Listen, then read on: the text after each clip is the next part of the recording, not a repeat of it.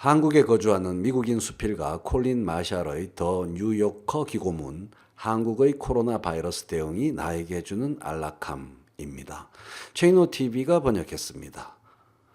왜 미국에서 한국으로 이주했는지 누군가 물으면 나는 종종 1세계에서 살고 싶었기 때문이라고 말한다.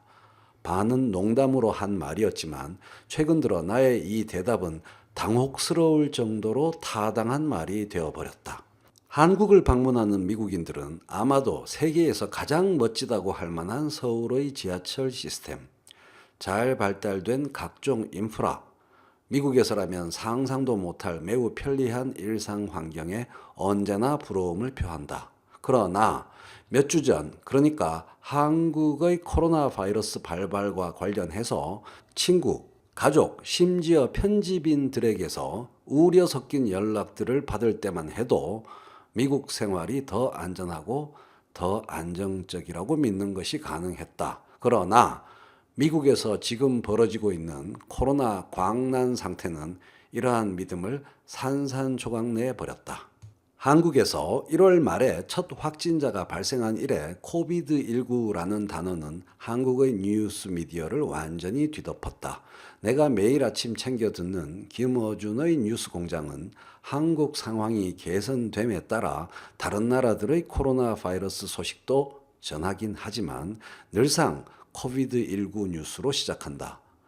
미국 질병통제예방센터나 기타 정부기관 공무원들이 한국의 진단 방역 전략을 칭찬하면서 왜 미국은 그렇게 할 수 없는지 자문했을 때 그들의 그러한 발언이 방송에서 인용될 때도 있다. 프로그램 진행자 김어준은 여러 번 이런 말을 했다. 이제 우리가 선진국이 된 것 같지 않아요?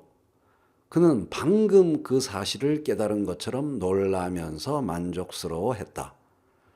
사회 모든 분야에 걸친 촘촘한 네트워크 연결을 갖춘 대한민국. 끊임없이 엄청난 팝 음악 볼거리를 생산하는 대한민국. 최근에는 아카데미상을 휩쓸 만한 능력이 있음을 증명한 대한민국은 최근 10년 넘게 모든 선진국 중에서 가장 강렬한 인상을 줬다. 그러나 한국인들은 자기 나라를 여전히 후진국이라고 생각하는 경향이 있다. 저명한 경제학자인 내 한국인 친구는 한 번은 이러한 현상을 국가 열등감이라고 설명했다. 이러한 열등감은 2014년의 세월호 참사와 같은 후진국형 사고가 터진 재난의 시기에 특히 심해진다. 비록 그 원인에 대해서는 서로 다른 분석들을 제시하고 있지만 현대 한국을 개관하는 견해들을 살펴보면 거의 빠짐없이 이러한 현상을 지적하고 있다. 어떤 사람들은 그 원인을 일제 식민 지배로 보고 있다. 마이클 브리인은 새로운 한국인들, 어떤 나라 이야기에서 한국인의 열등의식을 지속적으로 키운 일본의 세뇌 작업에 대해서 말한다. 심지어 한국적인 것은 촌스럽고 후진 것이라는 프레임이 만들어졌다. 홍은희가 쓴 한국적 쿨함의 탄생, 팝 문화로 세계를 정복하는 나라를 보면 한국의 국민 반찬 김치는 한때 재미 한국인을 같이 놀고 싶지 않은 더럽고 냄새나는 떨거지들로 낙인 찍는 재료가 되었으며 한국인의 배추 열등의식을 만들어냈다. 다니엘 튜더 전 이코노미스트 한국 특파원은 한국은 특히 미국에 인정받고 싶어 하는 나라라고 썼다. 아이러니한 것은 이제 한국이 많은 지점들에서 미국을 추월했고 한국인은 더 오래, 더 건강하게 살고 있고 더 잘 교육받고 있으며 실업의 위험이 더 적고 빈곤 속에 살 확률이 더 적다는 점이다. 한국 근현대사에서 특별한 순환기가 펼쳐졌을 때 한국을 떠날 수 있는 사람들은 실제로 한국을 떠났으며 미국에 정착할 수 있는 사람들은 실제로 그렇게 했다. 현재 서울에 살고 있는 재미동포 작가 크리스 리는 호평 속에 발매되고 있는 그의 단편 소설집 떠도는 집에서 박정희의 개발 독재를 피해서 아메리칸 드림을 이루고자 미국으로 간 미스터 리라는 사나이에 대해 이야기한다. 이 소설 속에서 그 미스터 리는 1986년에 한 학생이 시위 중 최루탄에 목숨을 잃었다는 뉴스나 1995년의 삼풍백화점 붕괴 뉴스 같은 후진국형 참사 뉴스들을 접하고서 한국을 떠난 자신의 행동이 옳았다고 확신했지만 이제 한국이 번영을 거듭하여 과테말라에서 몽골에 이르기까지 많은 학생들에게 장학금을 지원하고 영화산업 및 기술산업의 트렌드를 선도하는 지금까지도 자신의 확신을 버리지 못하고 있다. 오늘날 한국전쟁을 경험한 세대들은 지금의 번영을 미국 덕택이라고 생각하는 경향이 있다. 내가 처음 한국에 왔을 때 훨씬 더 글로벌화된 젊은 사람들조차 내가 왜 미국을 뛰어넘는 궁극의 선진국으로 한국을 꼽는지 이해하지 못했다.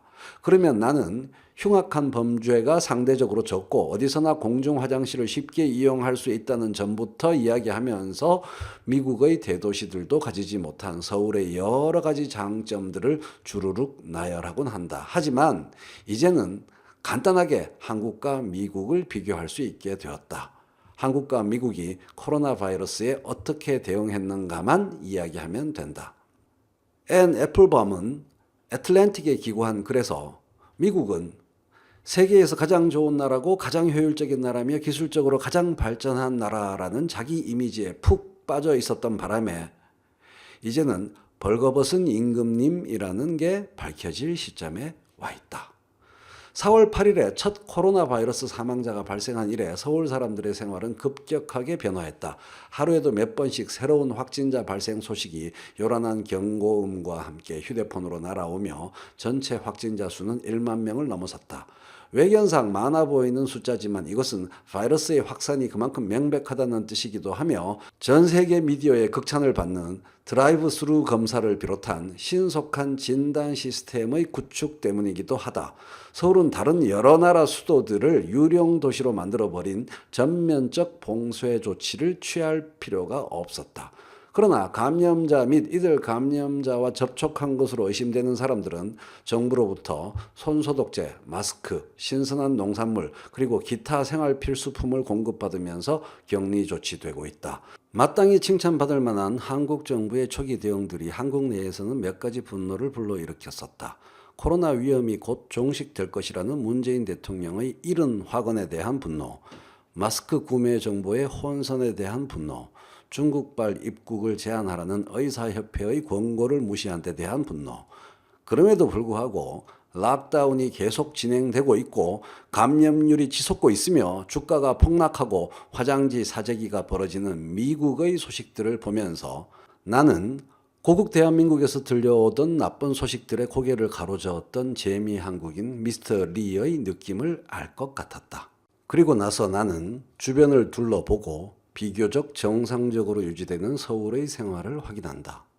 학교나 체육시설 등은 잠정적으로 문을 닫고 있지만 카페에는 여전히 사람들이 드나들고 거리와 공원에서는 비록 마스크를 쓰긴 했지만 노소를 불문하고 많은 사람들을 볼 수 있으며 가게에는 화장지가 그득하고 지하철에서 자리 잡기는 더없이 수월해졌다.